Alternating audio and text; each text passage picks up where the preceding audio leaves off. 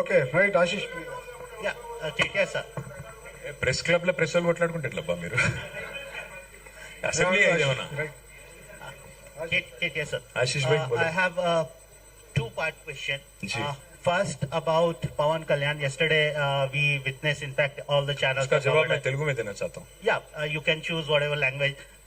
But I just wanted to understand, Pawan Kalyan in fact specifically names BRS. He says that BRS has changed its name from TRS.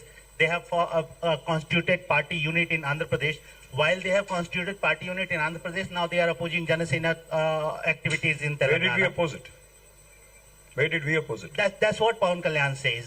It has. He didn't say it, by the way. Don't put words in his mouth. No, He didn't say it. he has mentioned BRS. He has not mentioned BRS at all. He did not say it. Let me answer Yes. your question first. Let me answer this question first. See, తెలుగులో చెప్తాను, మీకు కూడా కొద్దిగా తెలుగు వస్తుంది కాబట్టి. See, ఈ దేశంలో ఏ నాయకుడైనా ఏ నాయకురాలైనా ఒక పార్టీ పెట్టవచ్చు. పార్టీ పెట్టి ఎక్కడైనా పోటీ చేయవచ్చు. ఏ ప్రాంతంలో అయినా ఏ రాష్ట్రంలో అయినా నిరభ్యంతరంగా పోటీ చేయొచ్చు. ప్రజాస్వామ్య భారతదేశంలో అది అందరికీ ఉన్న హక్కు, రాజ్యాంగం ఇచ్చిన హక్కు, బాబాసాహెబ్ అంబేద్కర్ ఇచ్చిన హక్కు, అందులో ఏం అనుమానం అక్కర్లేదు. కానీ ఏ ప్రాంతంలో అయితే మీరు పోటీ చేయాలనుకుంటున్నారో ఆ ప్రాంత ఆకాంక్షలు, ఆ ప్రాంత పరిస్థితులు, ఆ ప్రాంత ప్రజలు, వారి యొక్క మానసిక స్థితిగతులు, వారి యొక్క పోరాటాలు, వారి యొక్క త్యాగాలు కూడా మీరు తెలుసుకోవాలి. వారి మీద అభిమానం ఉండాలి. నేను అడుగుతా ఉన్న పవన్ కళ్యాణ్ గారిని వాళ్ళ, మీరు కొత్తగా పోటీ చేసేది ఏముందండి? జనసేన 2023లో పోటీ చేయలేదా? మీరు చేశారు కదా అసెంబ్లీ ఎన్నికల్లో. మొన్న మున్సిపల్ ఎన్నికల్లో కూడా పోటీ చేశారు కదా 350 వార్డులో. కొత్తగా చేసేది ఏముంది? అండ్ ఇంకోటి, మిమ్మల్ని ఎవరు ఆపుతున్నారు? 2018లో చంద్రబాబు నాయుడు గారు వచ్చారు, పోటీ చేశారు. 23లో మీరు పోటీ చేశారు. పోటీ చేయండి, ఎవరు వద్దంటున్నారు. కానీ మీరు ఇక్కడికి వచ్చి మాట్లాడేటప్పుడు ఇదేదో ఆషామాషిగా ఏర్పడ్డ రాష్ట్రం కాదు, ఏదేదో అనాయాసంగా వచ్చిన రాష్ట్రం కాదు. వేల మంది బలిదానాలతో రక్తంతో తడిసిన నేల ఇది తెలంగాణ. కాబట్టి ఇక్కడికి వచ్చినప్పుడు ఒకటికి 2 సార్లు ఆలోచించుకుని మాట్లాడాలి. నేను ఒక మాట అన్నారు, ఆయన అడ్డుకుంటున్నారు. ఎవరు అడ్డుకుంటున్నారు మిమ్మల్ని? ఏదో ఊహాజనితమైన ఒక ప్రపంచం సృష్టించుకొని ఎవరు అడ్డుకున్నారు మిమ్మల్ని? 2018లో పోటీ చేస్తే అడ్డుకోలేదు, 23లో పోటీ చేస్తే అడ్డుకోలేదు, ప్రజలు అడ్డుకున్నారు. మేమేం చేస్తాం దానికి? ఒకటి మాత్రం పక్కా, పవన్ కళ్యాణ్ గారైనా ఎవరైనా సరే తెలంగాణ ఆవిర్భావ దినోత్సవం రోజు వచ్చి ఇక్కడ మేము సభ పెడతాం. అది కూడా గతంలో నేను తెలంగాణ ఏర్పడ్డప్పుడు నాకు ఆ విభజించిన పద్ధతి నచ్చలేదు. ఒక ఆయన అంటాడు తల్లిని చంపి బిడ్డను బతికించారంటాడు, ఇంకొక ఆయన విభజించిన పద్ధతి నచ్చలేదు అంటాడు. ఇవన్నీ ఏంటంటే తెలుగు హైదరాబాదీ అల్ఫాజ్ మే బోల్నా తో గుమా ఫిరాకే బోల్నా బోల్తే ఇసుకో. నాకు ఇష్టం లేదు తెలంగాణ ఏర్పడని సీదా సీదా చెప్పక ఉల్టా పుల్టా మాటలు ఎందుకు? ఇది బాగలేదు అది బాగలేదు. మరి నువ్వు అది బాగలేక ఇది బాగలేక 11 రోజులు అన్నం తినకుండా ఉంటే మళ్ళీ తెలంగాణ ఆవిర్భావ దినోత్సవం రోజు మీటింగ్ పెట్టాల్సిన అవసరం ఏముంది? సరే మీటింగ్ పెడదాం అనుకున్నావు, అడ్డుకున్నది ఎవరు? కాంగ్రెస్ ప్రభుత్వం. ఏమైనా అనాలనుకుంటే వాళ్ళని అనాలా? కాబట్టి పవన్ కళ్యాణ్ గారైనా ఎవరైనా ఈ దేశంలో ఎక్కడైనా పోటీ చేయొచ్చు, మాకు అభ్యంతరం లేదు. పోటీ చేశారు కూడా కదా మీరు. 2023 में भी आप बहुत करे. మీ అయ్య జాగీరా.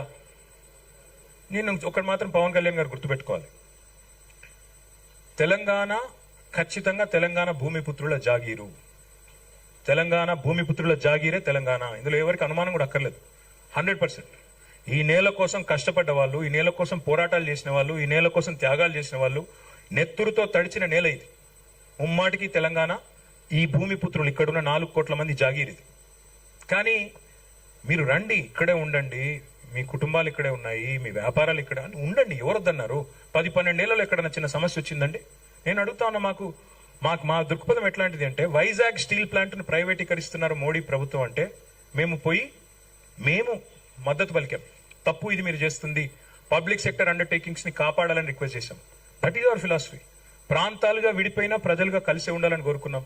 కానీ నిన్న పవన్ కళ్యాణ్ గారు ఇంకొక 2 మాటలు మాట్లాడారు. ప్రాంతీయవాదం అన్నారు.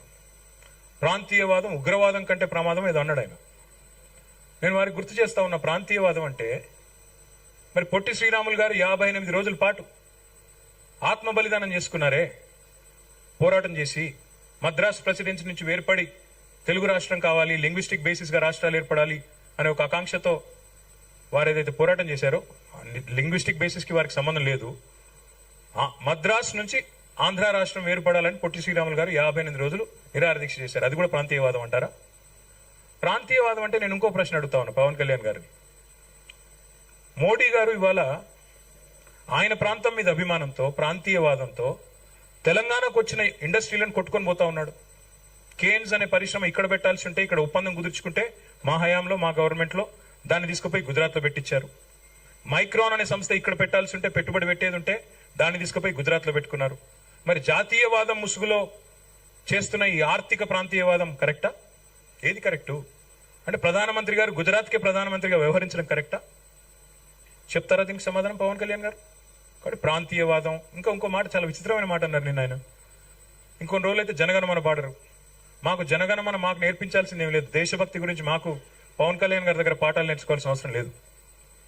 ఈ నేల ఆనాడు నిజాం సర్కార్కు వ్యతిరేకంగా పోరాటం చేసిన నేల, కమ్యూనిస్టులు కదం దక్కిన నేల ఇది. కాబట్టి మాకు పోరాటాలు కొత్త కాదు, మాకు యుద్ధాలు కొత్త కాదు, త్యాగాలు కొత్త కాదు. మాకు వాటి గురించి జాతీయ భావన ఉంది. ఇక్కడ దేశాన్ని గౌరవించే సంస్కృతి ఉంది. We contribute to the nation. We're less than 3% of India, but we contribute to 5% of India's GDP. So we don't need any kind of moral lectures or moral policing from వారు ఆంధ్రప్రదేశ్ ఉప ముఖ్యమంత్రిగా వారిని గౌరవిస్తాం. వారిని ఆంధ్రప్రదేశ్ ఉప ముఖ్యమంత్రిగా డెఫినెట్ గౌరవిస్తాం. ఒక కళాకారుడిగా, ఒక నటుడిగా అభిమానిస్తాం.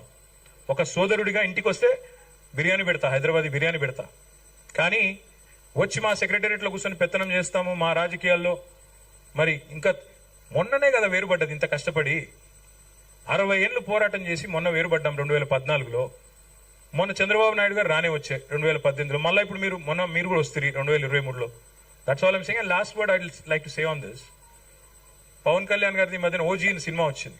I would like to remind my brother Pavan Kalyan, we have a Telangana OG KCR. ఇక్కడ మా కేసీఆర్ గారు ఉన్నారు. ఆయన చాలు మాకు.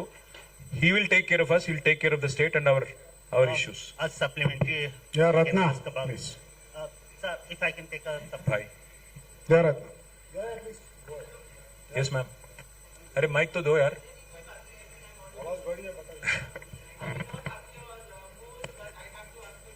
नहीं प्लीज बोलिए. You almost said the Ramayana and Ram and Sita, but the charge from BRS, I'm sorry, from the Congress